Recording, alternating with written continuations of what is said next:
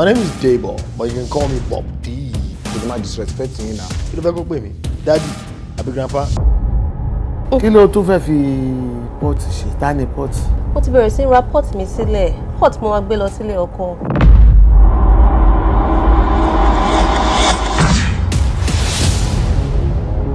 Ọmọdé tá ìdè ẹ ti wọ́n fẹ́ drink ẹ ti ṣe bẹ́ẹ̀ ti ṣàwó ẹ ti máa bọ́ tàbí ẹ̀yẹn ṣé èyí tó lórí kẹsì lọ ni ẹ ti wọ́n gbà ń dún ẹ̀ta ṣé ní ẹsẹ̀ àwọn ọ̀rọ̀ ní company wa ni.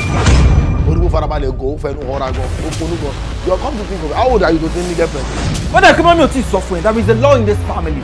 Tí first born ò bá tí marry kó bímọ kan àbí méjì, àwa tá wà lẹ́yìn àgbọ̀dọ̀ ṣe lọ́kàn. Ló ti ní nìyẹn. Yeah. My please. I don't blame you. Ṣé orí tí wọ́n yàn bá ká mi kra tó bá ti ṣàyànjú ràn ra range owó epo ló máa pa. You need to tell me who you are interested in between my brother and I. Kí ló dé tẹ́yìn méjèèjì ń ṣe bí ọmọ ìyá?